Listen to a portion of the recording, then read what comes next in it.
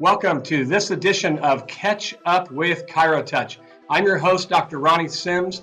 I'm so glad you tuned in today because you are in for a special treat. I have this young couple on today that I've had the privilege of meeting in a couple different capacities over the last couple years. And every time I come away, I'm so impressed by, their spirit, their personalities, but also there's a spirit of humility, which I'm always attracted to. And so I'm super excited to have Nick and Stefanie, I hope I say this right, Rodsater on. Did I say that right? Yeah. Yep. Yes. So guys, welcome on. So glad you're here. Thanks for having us. Yeah, thank you. Yeah, and you guys have two practices on the East Coast, one in Huntersville, North Carolina, and one in South Carolina, I know, and it's Adjusting the World Chiropractic. And your full team, including you two, I think is, I want to say 7 chiropractors on your team, including you two, right? Yep.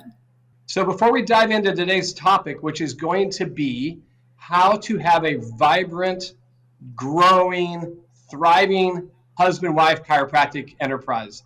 And you guys are doing it really well. It's been fun to watch. So before we dive into that, though, can you guys kind of tell us your story of how you met, what that looked like, and how you just started off on your own? You want to go? Sure. Yeah.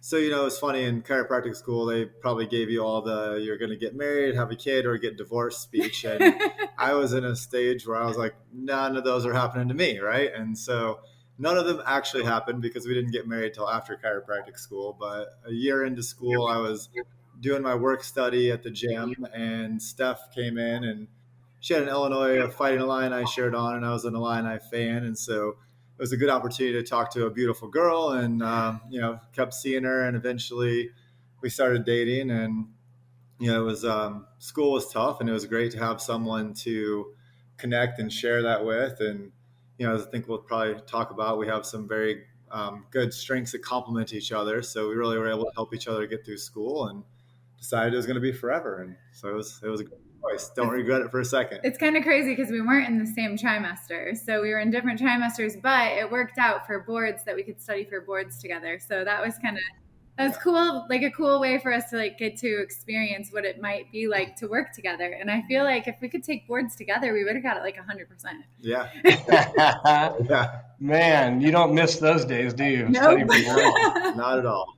So now you guys are 13 years into this amazing journey, and God's blessed you with 2 awesome little boys. Yep. And I think it's, I'm looking forward to asking you some questions around how to balance all that. So let's just dive in.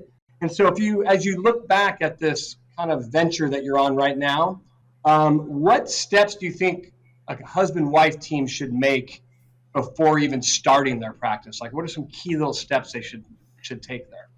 Well, it's funny because we were talking about this stuff earlier, and I can't tell you how many people are like, how do you guys work together? Like, how do you work with your husband all the time? And I always look at couples and I'm like, how do you not work together? Like, it's the best thing ever, And I think that a huge part of that, though, for us is and you got to love working, being together all the time, And I think that was one thing, we caught off, right off the beginning was okay, we love to work out together. We love to study together. We love, we just loved being together all the time. So I think that is number one. If you need time from your spouse, it's probably not a good idea to work with them, And so I think that was a huge one for us. Like I said, I continue to feel that way. I'm always just I don't understand how spouses don't work together. When do you see each other? When do you what do you share in those ways? So I'm always super grateful that we work together because of that,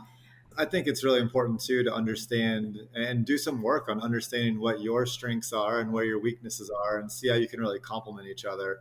You can probably tell from this audio that Steph is definitely more of the outgoing and person, and I can be a little more reserved. And our strengths do complement each other very well. But from the very, very beginning, I felt like we put time and effort into recognizing what those were.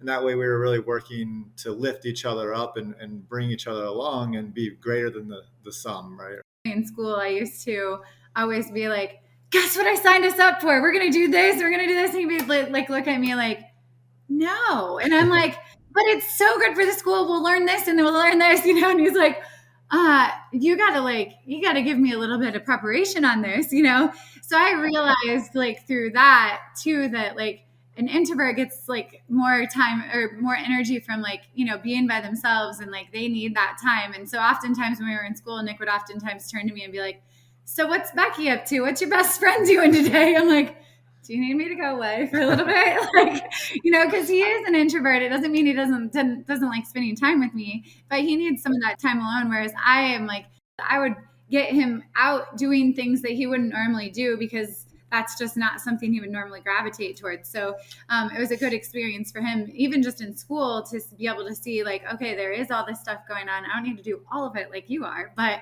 I will come and join you with like for some of it, So that's like number one. But number two, I would say, is like we started with a coaching group right away. That was one thing, like I think we were like very, you get advice in school. Oh, you can bounce things off other doctors. Personally, I felt better to just pay somebody for their advice. And I knew that I wasn't going to need to be reinventing the wheel because people have done this before, and just going through like practice and seeing the difference compared to other people that decided not to do coaching. That was a huge piece. Plus, I think when you're a couple, like you've got each other to bounce stuff off of, but sometimes you just need that sounding board from somewhere else, And so I think that's a huge, like I attribute coaching a huge part to our success. So. Sure. Wow. Okay. So it sounds to me like there was an innate sense of each other's strengths and weaknesses right out of the gates as part of dating, right? Yeah. And then obviously the decision to hire a coach. But in that gap, were there any other specific objective tools you used, personality tests, or you think you just kind of innately knew and then the coach helped you put that into action? I think at the time we didn't have the tools, but 13 years in and working with some great people in the profession and really growing and expanding our practice and organization, we've run into some tools now that going back, if I'd have known about them then, I think would be great. Anything from strength finders to the PDP Pro scans on your behavioral types. And I think the more you can understand yourself, the better of a partner you can be, but also the more you understand where the things that you absolutely love about your partner, your spouse are coming from. But also if you can understand, we all have the things that we don't love as much as the others about each other and ourselves. So I think the more you can understand that, the deeper your connection can be. And when things aren't going perfect, because as anybody who's been in practice knows, it's not perfect all the time. And, it just helps us stay on the same team and the same page and working towards that goal of supporting each other and serving our community. I love it. I appreciate you sharing that. There's so many tools that are available to us now that maybe weren't 13 years ago, like you said. Yeah. And that you guys are humble and open and still realize you're growing as leaders and all that. So I think that's beautiful. Dive in a little bit deeper into the balancing of your gifts and personality traits as it relates to the practice as a whole.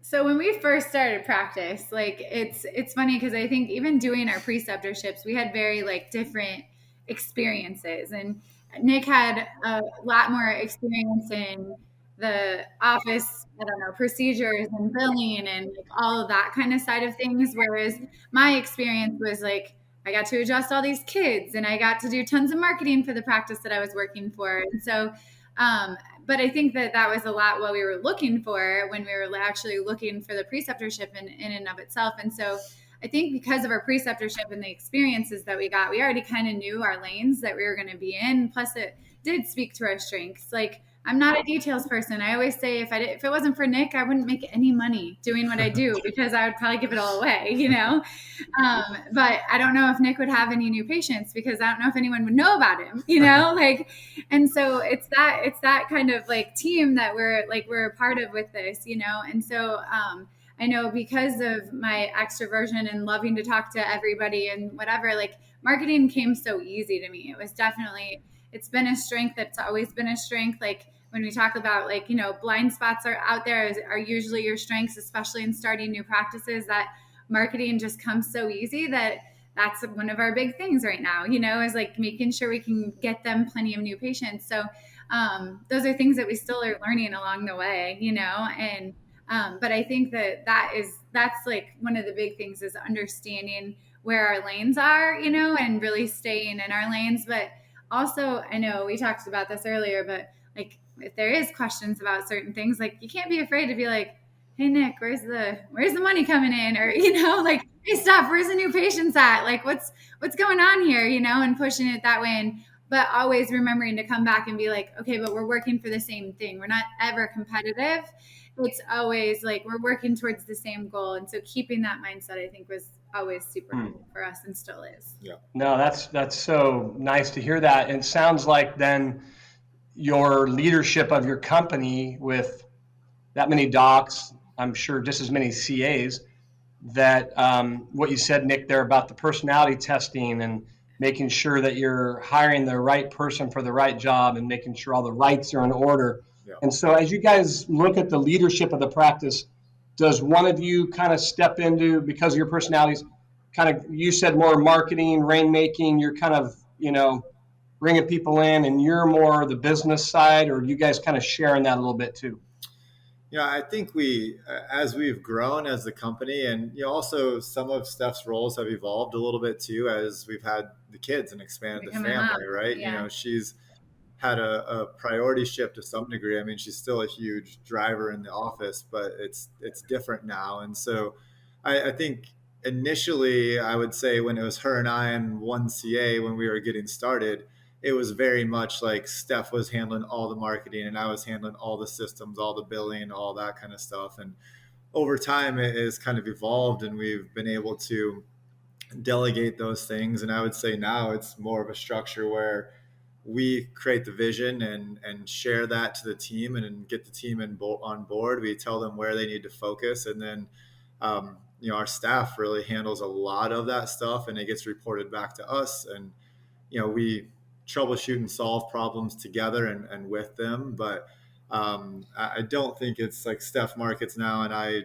do the business, the systematic things of the business. It's been a cool evolution, I think, as we've been able to go there. And we do collectively invest a lot in our team too. Like we take them a lot of places. We, do quarterly pulse meetings and we always do something like self-improvement wise around that. We do yearly planning session and that always 4 hours of that meeting is dedicated to improving you as a human. You know what I mean? Not just, and so we do pour into our team a lot too, which I think is why we're able to, trust them with so much more of the practice in those ways. And so that's been pretty fun too.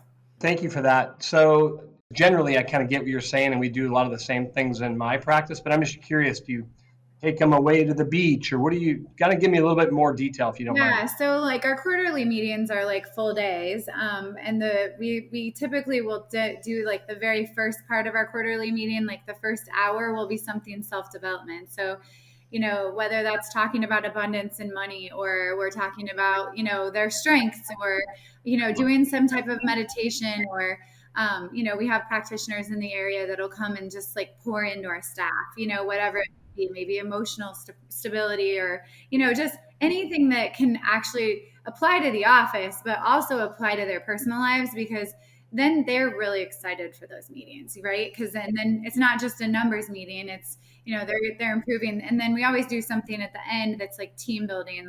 We've gone on corn mazes before, or, did one of those laser tag has been one of our favorites. Yeah. Yes. We just had our quarterly pulse meeting not too long ago, and we did the aerial yoga. Oh, wait, did you say aerial yoga? Aerial yoga. It was you're an in experience. scarves, flying, basically doing yoga. Wow. Yeah, it's cool. So we try to find something just different that you probably wouldn't just do by yourself. That's what we do. And then our yearly planning, this past yearly planning, we brought in Lynn Mao, who does strength finders, and literally she spent an hour on each person before we got there, and then spent 2 hours as a team putting all our strengths together, just speaking into that, but we've done other things before, talking about manifesting what you want as far as vision boards we've done before.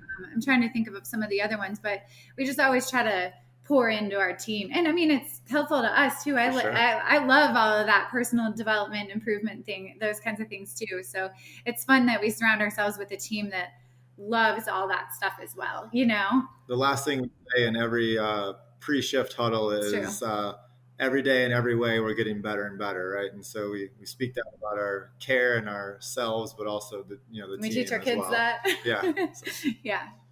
I love that. So now you got 2 little mascots, huh? Yes. Yeah. So did you have to hire an associate to backfill for Stefanie going out on maternity leave and spending more time as a mom, or how did you guys do that?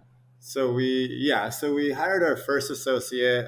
She actually kind of came to us and wanted. We didn't think we were ready, but we definitely needed her. Yeah, we were ready, and so that was part of the learning process there. But she came to us and was a great fit philosophically, and so we brought her on. And then as Steph, we were deciding that it was time to start the family. We had the fortunate blessing of having my sister in chiropractic school and had her coming in with the understanding that she was going to step in and be there for Steph when she went out on maternity leave. And then, so we were prepped for that. And then with baby number 2, we hired another associate a week before he was born. A week before. Yeah. So we always knew how long he was with us. So his first week in the office, we had a baby and we were both gone. Good to have you in the office. Yeah, but sink or swim, dude. Yeah. Yeah. Wow. So now then the challenge, I'm thinking practically of you come back out and are ready to kind of get back into your flow. I guess that's where your marketing hat has to kick in to create enough rain so that everybody is busy, right? Yeah. So is that a challenge at all? It hasn't been. I don't know what we have that new patients have just never been an issue in our office. So that's been such an awesome blessing that we've always kind of had. Well, I think it starts from before we actually had any new patients. When we first opened the door, we had to convince ourselves of this. On the wall in the shower said, we don't need new patients need us more than we need them, right? So that was kind of the viewpoint all along, that what we have what they need, and so they'll come find us. Yeah. But then she worked really hard to make that happen too. So yeah. Yeah. I love it. It's been I've come back part-time. I work a shift every time we're open. So I work Monday afternoon, Wednesday afternoon, Thursday afternoon, and Friday morning. So I love it. Yeah, I love my schedule. It's I feel like it allows me to be a mom. I do have a nanny, so I have somebody that's always there to help. But the kids, a lot of the times the kids are at the office with us when, we do have meetings. So it's nice because, when we do have our lunch breaks, they're right there, I love it. Yeah. And so we try to incorporate them in our practice as much as possible. Our staff kind of knows that they're part of the practice. I memean, our dogs come to the office with us almost every day. So it really has been a family practice. We've read studies that show that if you have dogs at work, that your employees are typically happier just because they're there. So we're okay, well, that's easy. We'll take our dogs to work then. Yeah. And so having our kids there and we are a family practice. Our kids and pregnancy it's 35% of our practice. So that's what we do. So I love that we get to be have our families there, Well, and you're modeling what that looks like to your practice members. Yeah. What a real family looks like, the chiropractic lifestyle. I think that's wonderful how you guys have set that up. Have opportunities come your way to help other married practitioners out there? Yeah, I definitely think so. And we just have a younger couple who's been in practice a few years who we went to dinner with sometime at the beginning of this year, and they had a baby recently and called how did you get back into the office? So, what did you guys do? How did you structure your schedule? And so it was really cool to be, because you could just, they're great and they were going to be successful regardless, but you could tell there was that struggle of how do we make this all work, and just to be able to share what really worked for us. And then, well, and especially when you're a mom who's more natural minded, right? You want to breastfeed your baby. You want to be the mom. You don't want someone else raising your child.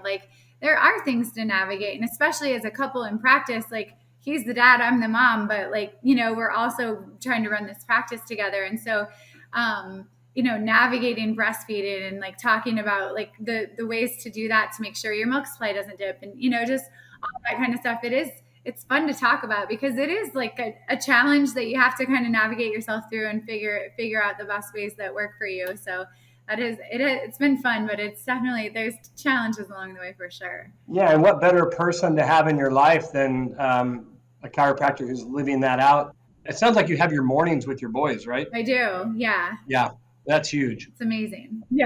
Like I said, a lot of the times I'm like, gosh, I feel like I get my cake and eat it too. Like, I really do get to do what I want to do, like with this. And I mean, part of that is the gift of being an entrepreneur and having your own business. Like, I mean, we do get to do this, but even one of our associates, she's just working 2 shifts right now because she's pregnant with her third, has kids the same ages as mine. And, like, she's like, I feel like I can't ask you guys for more time off. And we're like, yeah, but you're valuable to our practice. So two shifts, if we can have 2 shifts from you, like we'd love to keep you on, And so I love that. We've had to navigate that a little bit too, but I know it's a season, and I know it's going to change. And so, and I know that for myself too, like I won't always want to be part-time, but right now I like love it, Yeah. And so if I hear you correctly, I think I heard you say, Stefanie, you're working 5 shifts a week, adjusting.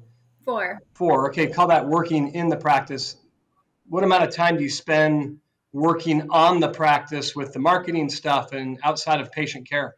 So typically we're there. I get there usually at 2:30. We don't see patients till 3:30 on like Mondays, and then Wednesdays I usually get there at 1. We don't start seeing patients till like 3. So there's some time there, and then Thursdays we train our doctors at 10:30 to 12.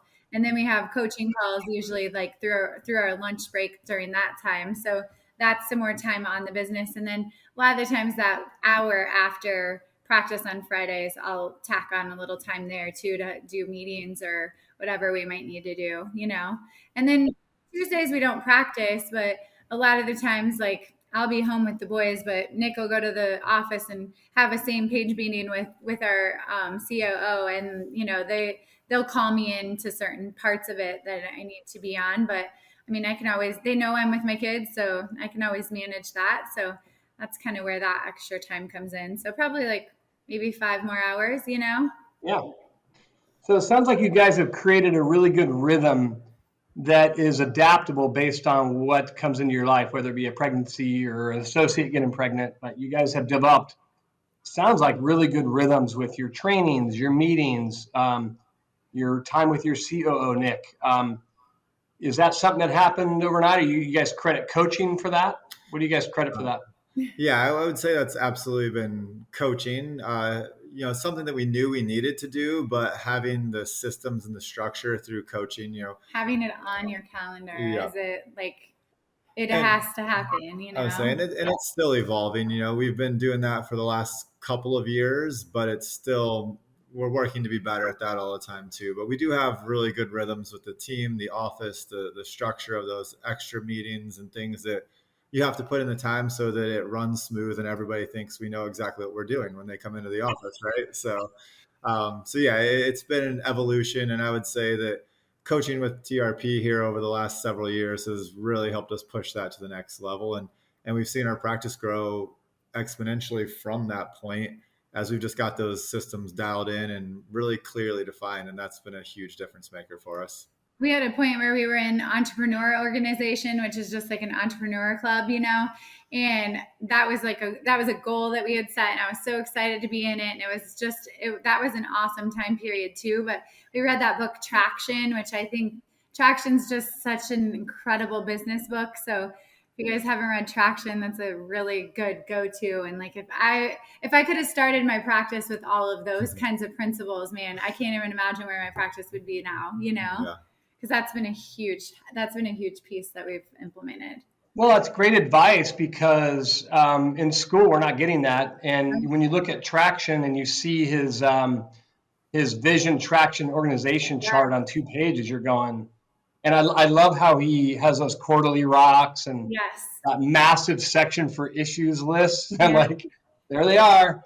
But no, I couldn't agree more. And then I'm sure you probably have read the other one. Was it Rocket Fuel?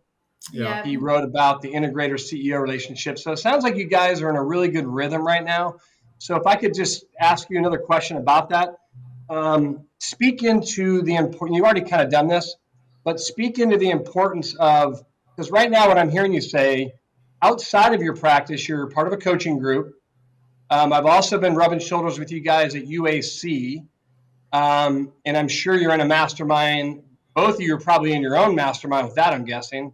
Yep. And so obviously you make time for that, but how important is that for you guys, those rhythms with these connections and these accountability groups? I think it's monumental, like personally, especially my accountability group has been together. We just celebrated our 8-year anniversary. So we have been getting together every Tuesday at 1:00 for 50 minutes for 8 years. It's mind-boggling. And and to look back and see the growth of all 4 of our practices is insane, and we go through trials and tribulations, with each other. And so it's always awesome to learn from each other's mistakes, because we're all in practice. We're all husband and wife practices.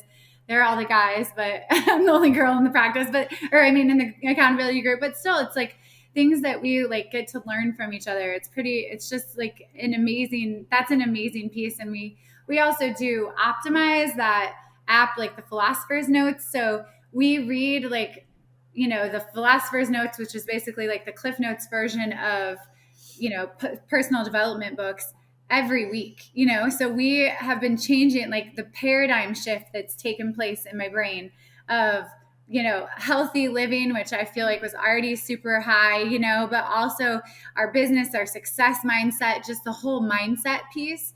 That's been a great rhythm for me. But also yes, UAC has been like one of our favorite groups that we've been a part of. That has, every time we leave a UAC, we're like, dang, we are playing small. we gotta do better, which, Trust me. Yes. It's humbling. Yes, it's amazing. And it's so cool to come away from something feeling that way, because it pushes you to be like, I got to make a bigger difference. And so I think in some of the friendships we've developed out of that are like some of our best friends, and it's just, that has been just such a huge add to our lives. So I love that. Surrounding yourself with the people that you want to be like and learn from has been huge for us. Yeah. So yeah, we would not be where we are without that. There's no doubt in my mind. And just to speak into the coaching piece real quick, we started off with integrity management, and then we moved on to we've had about 5 or 6 different coaches, and we've learned stuff from every single one, and if we stopped feeling like we were learning stuff, then that was when we knew it was time, to move on. Now, since we've been with Branson, I can't even imagine growing out of him, because he's constantly improving himself all the time too, and little things come up, and it's so nice to have somebody to go to and be like, dude, how do you deal with this, with somebody that's already dealt with it before, because then you're just not trying to figure it out on your own. And yes, you're going to make mistakes along the way, but man, having those people around you to bounce things off of that are kind of going through the same-ish things, is so nice. And then they learn from your experience too. So it's like you're contributing while you're going through this process. And so that's always been really, really beneficial for us. I love that. It's very similar to my story. And I heard some of the same coaches in there, but yeah, I just feel like you're right. You're absolutely right. You're setting up structure and systems and process procedures in your life to keep you tethered and open to where your next chapter is. And, as you look at that, you guys, we know the future for you is really bright. And I think just from this conversation, there are so many couples out there that are going to be blessed by you guys sometimes in the future. I don't know if it's a book you write or it's a coaching platform or what, but I just feel like you're being prepared for something greater. Have you guys sat down lately and really spent time on clearly defining the vision of your practice, where you want to take it? And if so, what does that look like? Because I know it's going to change. It always evolves and improves. And yeah, that is something that we talk about a lot, and you're absolutely right. It has evolved. I feel like every time we've talked about it, it's changing and evolving. And adding family and stuff like that too. Yeah, but that's right. the big picture vision for us is we really want to empower chiropractors to be their best. And the way we see it right now is giving them the systems and helping them either get started or partner with them and helping them develop the tools to serve their community. And so we've already started out with our second practice and looking at a third and seeing where we go from there. But I feel like our passion has really hit. Like, there are unfortunately too many chiropractors that are struggling, and it's, whether they don't understand the business side of it or they just don't have the support that they need, because it's amazing, but it's not easy, right? And so they don't really prepare us for that in school. So we've had the opportunity to help and lift up a set of chiropractors, and it just really struck like the heart with us that we can help people live the life that they love and serve their purpose and be chiropractors. Yeah. Like, they wanted to be chiropractors, but like that business side was hard, and it's okay, let us help you with that, Right. Yeah. Yeah. I love the old Franson saying about that, we're in the business of saving lives. When business is good, everybody wins. Exactly. So it sounds like you guys have had a little bit of an epiphany through this, in that, because we all realize at the end of the day that Stefanie, Nick, Ron, we can only personally adjust and influence so many people in our society. And sometimes you get to a point going, okay, like Mark Mao shared with me, Dr. Mark said he was thinking about going into real estate until he got exposed to the UAC group, and it completely flipped his context about what you can do in chiropractic. And now, you look at Mark and go, okay, I'm glad he didn't go into real estate, but No kidding. I know. And there's so many docs out there that are really at their personal capacity going, I'm nowhere near having the impact in my community that I thought I would. That was the epiphany I had about 10 years ago. And now I've got 5 associates and plans to double that, because it's not about money. It's about helping people with a chiropractic lifestyle. And I can only do so much. So I have a question along that lines. Have you guys begun to experience any of this where you, and maybe more Stefanie, where you come into the practice and there's people walking by, they don't know who you are. Like, they kind of know of you, but they don't know who you are. Yeah. Isn't that kind of a good feeling? Yeah. It's crazy, because I do feel like, especially starting the practice, and I always felt like I knew everybody in the practice. Everybody knew who I was. And especially going out on maternity leave a couple times, and now I'm only part-time. It's funny that, like, yeah, it's kind of a wild feeling, but at the same time, it's so cool, because I can still feel they're like getting the experience, and they're getting like the knowledge, and their paradigms are shifting, and like you can still see all that stuff is changing. Like, my office is doing an awesome job even when I'm not there, which is just wild. Thanks. It's so fulfilling. Yeah. Speaking to that, I think one of my favorite things is the best week we ever had in practice from a volume standpoint. Steph and I were on vacation, so it was that was pretty cool. Like, it was funny. We came back, and one of our associates at the time, he was like, "Oh man, I'm sorry that that the best week you weren't here." And I was like, "You're sorry, dude. That's the greatest thing that ever happened." Thing like, that could happen. Yeah, I was like, "Hey, it's not Way to about work me. your ass off. It's about all those people that came in and got served that week." Yeah. So yeah. Dude, that's a beautiful picture. And you guys are definitely on a great trajectory. I'm looking forward to having a front row seat to seeing what's next for you guys. I got a couple more questions. We kind of already covered the blind spots. Basically what I heard you say was, look, do some discovery, personality discoveries, find out your strengths, your weaknesses, figure out what your first hire is to support you to. Husband, wife, and then have a great marketing plan, and always be tethered to coaching and mastermind groups. And despite all that, we're still going to run into roadblocks, which end up being great opportunities, right, for growth and whatnot. But any other blind spots as you guys see it in the husband-wife relationship? Yeah, there's one thing that I like really wanted to add to that piece of it is the relationship factor. It's so easy when you're in practice with your husband to like be business and be all business, and you can't lose the relationship piece. And so I heard this, I literally was in high school when I heard this. I was at a wedding one time, and the priest was talking, and he was saying, like, the key to a successful marriage is that you make sure you spend 15 minutes a day looking at each other and talking. And you're not talking about, you're talking, about connecting, you spend one weeknight a week, on a date, like 2 hours. You spend one weekend a quarter, and 1 week a year. Yeah. Wow. And so, we before having kids, we were hardcore about that. Like we really did. We made sure that we had our date nights were Wednesday nights, and we, always made sure. And even if it was coming home and watching a show, on the couch together, we were together on a date, Present. Sometimes, yes. And we were present, we put our phones away.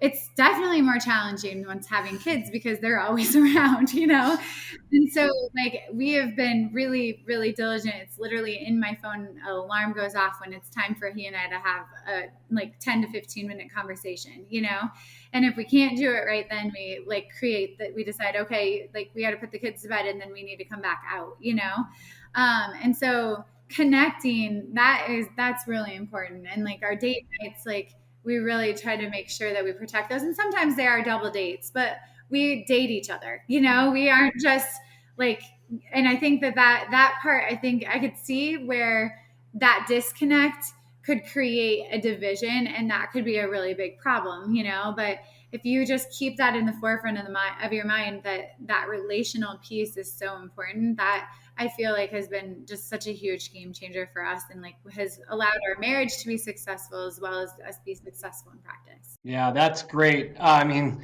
you guys have given so many nuggets, and I would say that one right there it sounds like that's the foundation to this whole thing, right? That's more important than anything else you guys spoke about, was keeping that marriage relationship vibrant, putting the focus on you two first. And I think a lot of people make that mistake, even with kids, with our kids, our explanation to them was, mommy and daddy were a family before you. And that's why we're going on dates and you're not invited. And that's why we're doing a long weekend and grandma and grandpa are watching you. And then as I got older, the kids became more intuitive about, hey, Dad, you need to probably take mom on a date. You guys seem a little off lately. I'm like, oh, great. Now my 16-year-old's counseling me. But you guys are never going to regret that. Your boys are going to be so blessed by what you just said. So thank you for that. One last thing. What are some other blessings that you guys have realized? And I'm not talking monetary. I'm talking about life stuff that has come your way as you're manifesting your vision right now.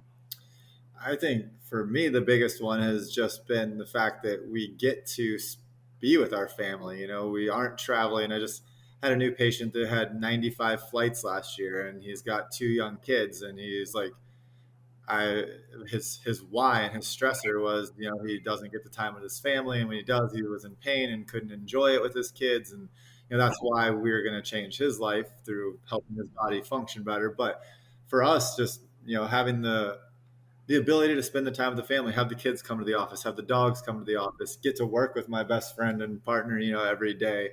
I can't imagine being blessed in any better way than that, really. And that was, because we decided we wanted to be entrepreneurs, own our own business, and do it together. So I think another blessing too is just going through COVID, getting to see our practice, our team, the certainty they had in their health, through probably one of the most trying times when it comes to our health and uncertainty, to be able to watch, moms feel solid, where are my kids going to get germs? I need more germs, just getting them to understand. And that I think that's such a huge, fulfillment, to know that we've empowered all these people to know that their bodies are amazing and that their immune systems are amazing, and that the power that our systems have, as long as it's connected, is just, that's I think this profession, there's just nothing better.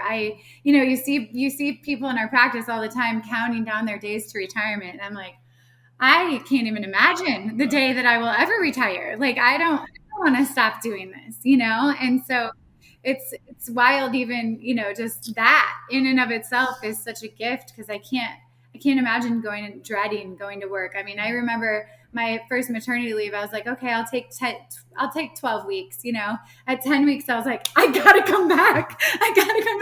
And like, even if it's just a little bit, you know what I mean? So yeah, I think that's such a blessing too. Well, I mean, I think you've clearly articulated, both of you, that for some of us that are principled, we've been called to this, and a calling is different than a vocation, right? I mean, it's who we are. Yeah. And what you said about COVID too, to me, I told my team this. I said, COVID was the biggest test on how principled we are we've ever come across. And we passed it with flying colors, because like you guys, we grew during COVID because we stuck to the principle, and we have a healthy team, and everybody's getting adjusted regularly, and they're all taking their supplements, and they're, we know what we know, right? Right. And COVID really proved that out again. And it just makes guys like us even more principled and more fired up, right? Yeah. So I think the world's in for it, man. Chiropractic, I just feel like we need you guys. We need all these practitioners that we're rubbing elbows with to keep playing big, because we need chiropractic to capitalize on this weird time in history, right? So absolutely. Hey, I can't tell you guys how much I appreciate you. This has been really fun. I guarantee you we're going to have you guys back on if you would allow us to have you back on. We'd love to. Because this is going to be a home run for our audience. And for me, it's been a home run too. So I really appreciate you both. And for those of you on the call today that took the time for personal development, you're never going to regret it. You're going to replay this one time and time again. And just, I want to applaud you for taking the time for that. And when the world needs you, they need us. They need chiropractors to be at our best now more than ever. And so I want to also say thank you to ChiroTouch for allowing me to host this awesome podcast, to be with great guests like these guys, but also just the spirit behind it, that ChiroTouch understands that the success of the chiropractor is what's at play here, and that we need to be on our games, and that ChiroTouch wants to do everything it can to support these practitioners. So thank you, ChiroTouch. And once again, thank you, Nick and Stefanie. I can't wait to see you guys probably in Santa Fe. You guys going to Santa Fe? We'll be there. I'll see you in Santa Fe, and look forward to hanging out and you guys meeting my amazing wife and spending some time with those cute little kids, man. But once again, I want to thank you guys for tuning in. Thank you, Nick and Stefanie. And make sure, docs, that you're taking care of yourself, that you're getting adjusted, and that you're staying healthy, and that you're staying vibrant. So once again, thank you for tuning in. Thanks.